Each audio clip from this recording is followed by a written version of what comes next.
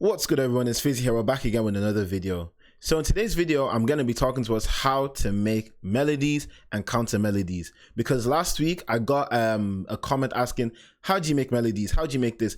And I was like, yo, how do I actually make melodies? Like, I just naturally do it because I'm like producing for like God knows how long. But I was like, maybe for someone when they're first starting off, like, they might not be able to, make a melody. They might not even be able to make a counter melody and so forth. And I was thinking back to like my old days and listening back to my old beats.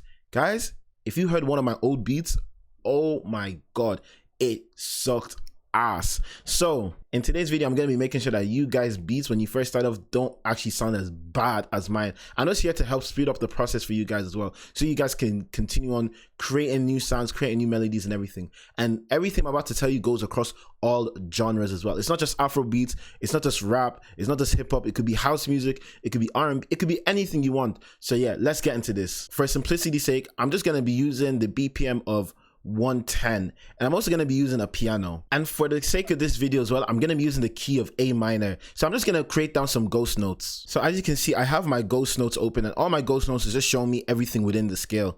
So the first thing first, before I continue on, the first thing you need to make sick melodies is music theory. So let me just read out like the description of music theory. Music theory is the study of the underlying structure and principles of music. It provides a framework for understanding how notes, scales, chords, harmony, rhythm, and form together to create musical pieces. Essentially, it's the language of music, and that's the key word there. It's the language of music. You can't make beats like effectively, and you definitely, in my opinion, won't be able to make counter melodies unless you know basic music theory. You need to know scale, you need to know chords, and you need to know so forth.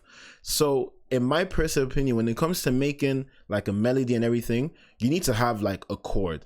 So in this case, I'm going to be using a 4-5-1 progression in the scale of A minor. If you don't know how to make a chord, I'm going to make it very, very simple for you. So each line in the scale has a number. So for example, A is 1, B is 2, C is 3, and so forth. So if I go 1, so if I get rid of this now and go 1, 2, 3, 4, D is the 4th note of the scale. So therefore I'm playing the 4. Then E is the 5th note, and then 1 would be A. So what I'm now going to do is that I'm now going to build a scale around this. So how you normally do it is note, skip note, and then do it again, note, skip notes. And then again, I'm going to do the exact same thing. And then again for A. So this is now a chord or a triad as well.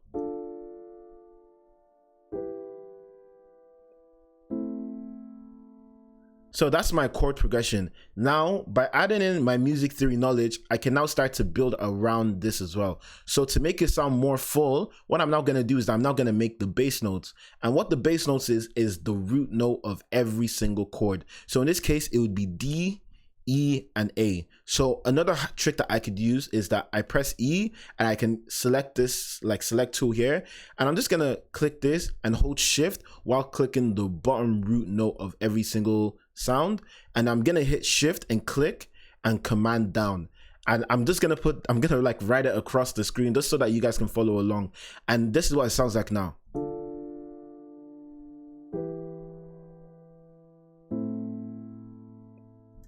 I feel as if that octave is a bit too high, so I'm just going to go down an octave.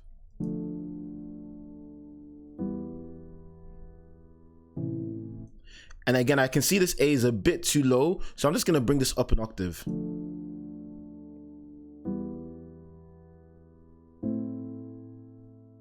See, that sounds a lot better now. Now with my knowledge of music theory, I can actually start to mess around with this as well. So by doing this, I'm going to create my first melody. So I'm just going to now walk you through how I would do this. So I would create movement. And in my opinion, movement is one of the best ways to create a melody. So let's start out with something.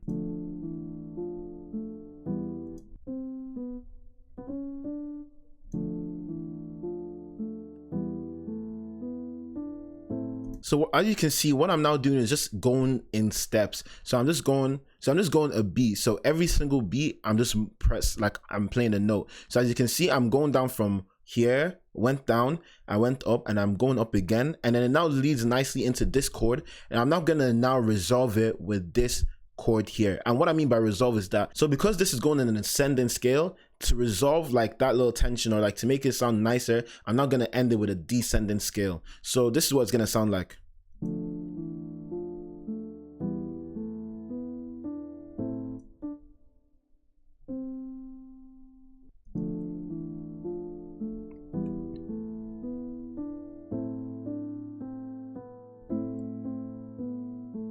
So now that's what so this is what it's gonna sound like at the end.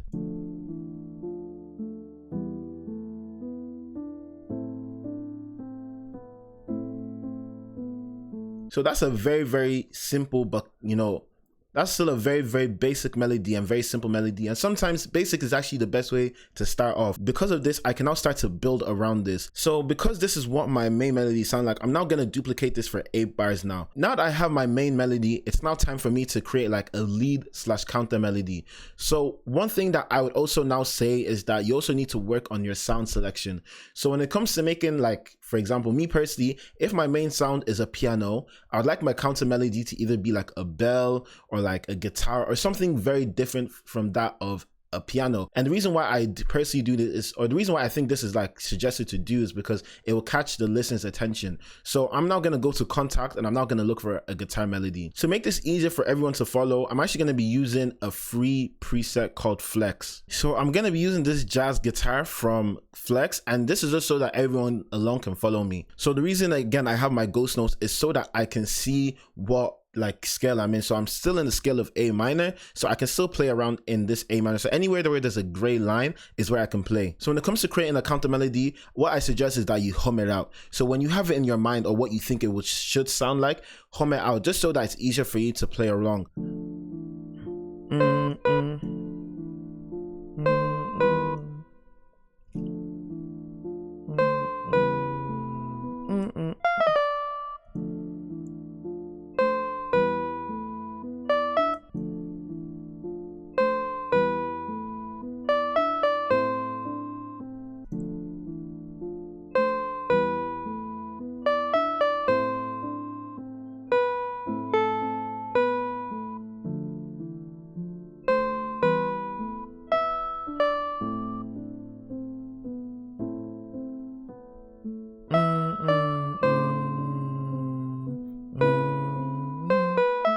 So right there is me making a guitar melody just by humming it out. Normally I would have gone for a different guitar melody, but just so that you guys can follow along, I just want to go and use Flex. But all I'm trying to say is that sound selection really matters. So because the guitar melody sounds different from the piano, it's not taken away from the piano. If I had done that using a piano melody or piano sound, the melody wouldn't have come out just as nice as it does with a guitar melody. So now that you've now made your first like lead melody, you can now actually add in another counter melody. So what I decided to do is just reduce the volume of the guitar a little bit because it's just a bit too loud.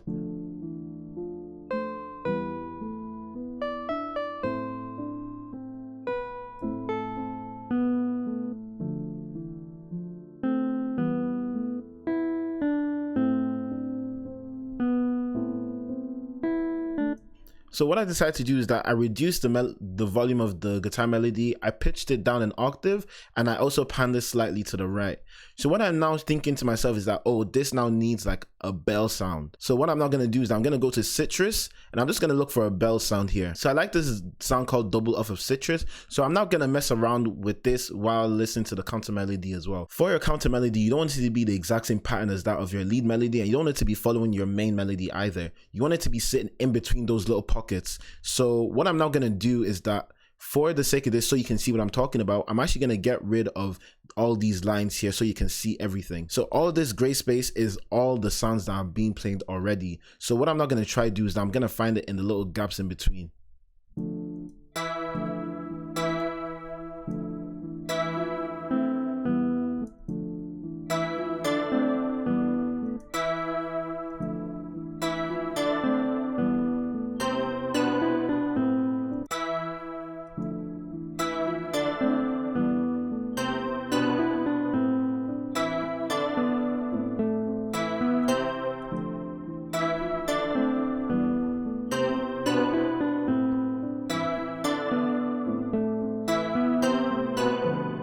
So what I'm now trying to do is that I'm doing a repetition motion for my counter melody. So all this is that I'm playing this note here, which is the E, and then I'm now going to go down to the D.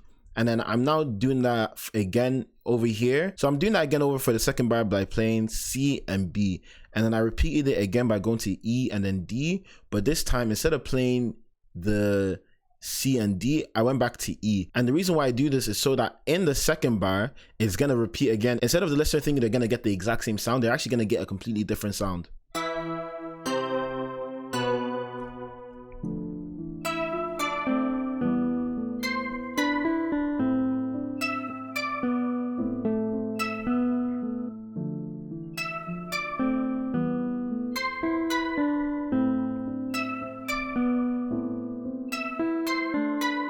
And C at the end, it just leads nicely back into the very beginning, and it just catches the listener's attention. It's like, oh, this is actually very different from what I heard the first time, so they're trying to look out for it again. So personally, that's what I like to do when it comes to making like my counter melodies.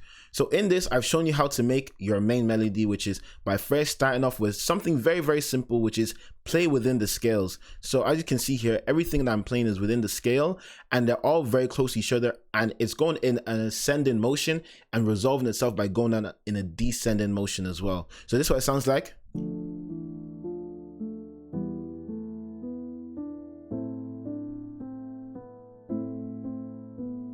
And again, I just repeat that over for the second bar. So next, I then went on to make a guitar melody, and this is what it sounds like.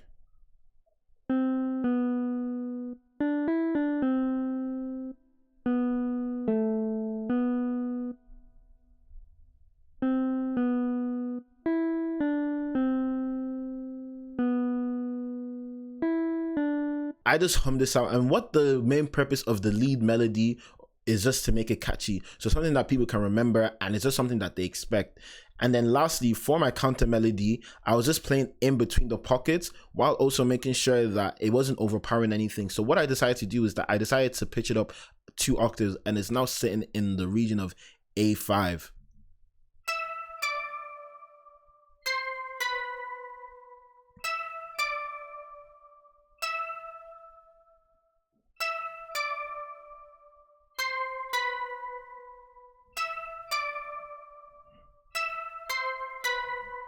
And again, at the end, I just added in a slight variation so that the listener is just still hooked on as well. This is what I would do when it comes to making my melodies. So for my melodies, my main tip is to first start off with your chord progression. Know whether or not it's a 4-5-1, a 1-2-5, or whatever. And if you want to find out how to make chord progressions or popular chord progressions, I'm going to link the video down in my bio, and it's going to show you some of the popular chord progressions in the world. Another thing that I'd also recommend for your melody is that add in movement. So as you can see in my piano, I was going up in an ascending scale, but some people like to go in an up down pattern as well. It's just dependent up onto you. Then for your lead melodies, I would also then recommend just doing something catchy. And at the very beginning, if you're not really used to making like a catchy melody, hum out and try be creative what you think, oh, this is what I would like for it to sound like, and then try play around with it either on a MIDI keyboard or on, you know, draw it out as well. Next, for your counter melody, you have to keep it very, very simple in my opinion. Just make sure that it's not playing all the time and it's not taken away from the catchy melody and the main melody, and just let it have it be like in a higher octave, maybe like a bell or something different that's like in the higher octave. That's what I personally like to hear. And personally, when it comes to me, is that it shouldn't be the exact same for your counter melody. If it's the same for the first 4 bars and it's in the last 4 bars, try make it like something different. Don't make it all the exact same, because then the listener is just gonna get bored and be like, next song please. But yeah, so general tips when it comes to making melodies, lead melodies and counter melodies. 1, have like basic knowledge of like, you know, your music theory, your scales, your chords, intervals, and so forth. Next, I would also recommend sound selection. So if your main melody is like a guitar or a piano, let your counter melody be something different, because if everything's all a piano, it's just not gonna sound fun. It's not gonna sound dynamic. It's just gonna sound boring. And then lastly, I'd always recommend adding in movement. Add in movement so that, you know, the person can vibe to it, move around to your beats and everything. But yeah, that's it from me, everyone. I hope you guys enjoyed the video. Comment down below of any other tips or tricks that you use when it comes to making melodies, counter melodies, and catchy lead melodies. But yeah, I also want to say a massive shout out to everyone that subscribed to me so far. We're currently at like 830 subscribers as well right now. But yeah, I want to say a massive shout out to all of you. And yeah, that's it for me, everyone. Peace.